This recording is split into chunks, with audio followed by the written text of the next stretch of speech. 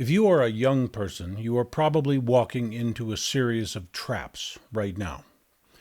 You will be told you must have a social security number. Then that number will be used to tax and control you for the rest of your life. You will be told you must provide your address and personal information in every form you ever fill out, whether you are opening a bank account or applying for a rewards card at the grocery store. Most of the information you provide will go into a central National Security Agency database with your medical records, credit card and debit card purchasing records, your driving record, your internet and social networking activity, your employment records, criminal records, military records, banking records, loan records, political affiliations and activities records, telephone records, and actual recordings of your calls, and where you were when you made each call, who you spoke to, and where you were when you were not making a call but were carrying your cell phone. This information, covering every minute and every detail of your life, more information than you can possibly remember yourself, is now permanently stored by government, out of your reach, and that information reveals all of your habits, your dreams, your fears, your weaknesses, your mistakes, and your embarrassments. You are in the first generation in history to have your lives fully recorded and stored in high detail by total strangers in central databases that you will never see. Databases that will be used against you as long as you live. You will be told that you must provide your DNA for some reason, and that DNA record can be used for the rest of your life by anyone who gains access to that database and by anyone who may find a drinking cup or a tissue you have used. That DNA record becomes your new name. Because even if you change your name, even if you never get a social security number, that DNA will never change. And that DNA can be used to identify you forever by countless strangers, good and bad. You will be offered a student loan. And if you accept that, you will probably be a debt slave for the rest of your life. You will get a credit card. And if you don't use that card in a very conservative and responsible way, you will probably be a debt slave for the rest of your life. Young people can be given loans, but they don't always have a way to pay those loans back. When you miss your loan payment, you get penalized. They want to penalize you. You may get a home loan. If your income goes down after you get your home loan, you may be a debt slave for the rest of your life. Or if that loan contract contains wording you don't understand, you will probably be a debt slave for the rest of your life. Bankers want you to be a debt slave. They want you to pay interest and penalties for the rest of your life. The government wants you to pay taxes. They want to take every cent you have and then make you work even more so you can pay even more. The thing that makes government happy is the money they take from you. I'm sorry to say this is not a fresh new world where you get to make the rules. There are already more rules than you could ever imagine. If you obeyed all those rules, you could not move 1 inch without paying some penalty. The pretense of making all those rules is that we need civil order. We need to protect society. Don't be fooled. It only takes a few basic rules to have civil order. The rules we have, countless rules, were made to turn us into slaves and servants to governments, to corporations, to rich and powerful people. Young people know that they do not understand all the rules. Young people usually go along with what they're told, thinking that later, when they figure it all out, they will somehow take control of their lives. But by then, it will be too late. You will have agreed to the terms and offers given to you. You will be identified, registered, obligated, signed up, and owned. You will have given your personal information to everyone who wants it, and from there you will have no way out. The reason it will be so hard to escape the institutional controls, the virtual imprisonment, is that you put yourself in those prison systems by simply telling them who you are. You do that whenever you give them your name, your DNA, your address, a picture of your face or your tattoos. The people who want to find you, to exploit you, and to take what you have will then know who you are, and that's all it takes. No one agrees to all the rules and laws and regulations. There are millions of them. No one has read them all. They don't care if you agree to follow the rules or not. The rules are just there as a list of excuses to take your money, to control your behavior, and to keep you in fear of the authorities. Everybody has to follow the rules, so it doesn't matter if you agree. All that matters is they can identify you. They can tell you from everybody else. They have information that enables them to single you out.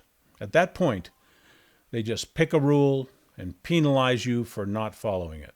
The rules, the force, the power is already collected and held by the state. Many of those rules are corrupt.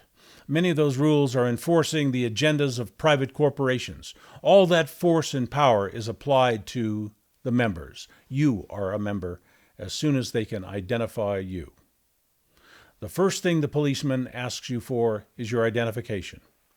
The bank, the employer, the landlord, the school, the fitness club, you name it. The first thing they want is your identification. Who you are, where you are. Giving out your identity is not some meaningless, casual thing. It is the one and only step into obligation, tracking, loss of your security, your choices, sometimes loss of your personal safety. Your personal information is a major gift to people who know how to control you once they know who you are. When your identity has been compiled, you are automatically considered obligated to serve the state, to obey the laws, statutes, codes, and rules, to take part in the civic structure as a good citizen, to serve all the demands made upon you, whether that is recycling your trash, showing up to court for a traffic ticket, paying your income tax, or showing up for your dental appointment. The rules and systems are already there. So the force and authority is already there. By simply being identified, you have become a member, an obligated party. You have agreed to cooperate, to serve, to contribute, to show up, and you are not told that you have a choice. Young people tend to believe older people, especially people of authority, when those older people say, you do not have a choice. You always have a choice. That is what it means to be a human being. You have a choice. The power is in you as a living person. The only time when you have no choice is when you are dead. The greatest fear of the establishment control freaks, the slave masters, is that you will discover that you have a choice. By tracking you, by recording everything about you, they make you feel trapped. They have all those databases, all that record keeping, all that government and corporate surveillance, all those rules, regulations, laws, codes, and procedures, more every day. They assimilate you into that matrix by inserting your name. Not just once, many times, almost every day. They are making it harder and harder for you to be anonymous, to be private, to be secure, to be master of your life. If you want to maintain control over your life in these times, you have to be a little more careful. You have to try a little harder. You have to keep some of that information out of those databases. The more information there is about us in those databases, the less freedom we have.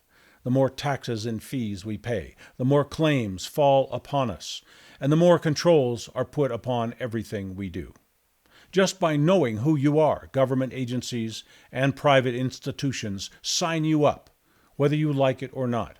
By simply having some scrap of identifiable information about you, they can access everything else about you, and they can put you on record as a member, a taxpayer, a criminal, an offender, a political partisan, a protester, a debtor, a registered member and dues payer, a suspect, a terrorist, whatever. It happens every minute of every day. And then somewhere down the line, you get a knock on the door. You get a piece of mail you don't understand, but says you must comply or you'll be penalized. All you did was let someone know who you are. Slavery happens in degrees, a bit at a time. By filling out an application, you become a slave a little bit. By providing identifiable information about yourself, you become a slave a little bit more. If they know who you are, they can tax you. If they know who you are, they can punish you. They can fine you. They can threaten you with force. They can demand compliance. They can demand payments, fees, and fines. The only person who escapes these things is the person who is, to some degree, invisible, private, or secret. In this brave new world, simply being identified puts you in a giant floodlight, and it makes you visible to all those older people, all those institutions, agencies, and even criminals who can so easily access your personal information if it is in the database. Once a piece of information is in the database, it never gets out. By far, the best way to protect yourself is to decide from the earliest possible moment to stay private, to stay secret as you have every right to do, to find ways to live and function without handing out personal information left and right. If you must provide information, provide as little as possible. Fight to stay private. Demand that your privacy be respected by others by keeping your records private. Make it a habit to resist and deny requests for personal information. Cut way down on the digital gadgets and the social networking. After all, everything you say, everything you show is there forever. You will be far more successful in life if you can focus on what you can accomplish yourself rather than what you can be a member of. When you join things, you are a servant. The only plan that really benefits you is the plan you create for yourself. Of course, to be successful, you must have friends, partners, and associates. Being private does not mean being alone. It means being conscious about what personal information you spread around, who gets that information, and what they do with it. Be ready to say no. Whatever you're doing, find a more private way to do it. I promise you, I guarantee you, that for your entire life, who you share your identity with, who you share your personal information with, really will matter. Because this is a very new and different world in which people are desperately seeking and taking your personal information. And when they take it, they have it forever. When they take it, they also take your freedom, your power, your reputation, your opportunities, and your money. They don't take your information to have it. They take your information to use it. Your parents may not have warned you about this because there were not so many databases when they were your age. But from now on, once you release personal information, it will follow you wherever you may go on the face of the planet forever. You can be found and you can be controlled with this information. These days, giving up your personal information is the same as giving up your life, your options, and your future. Be warned.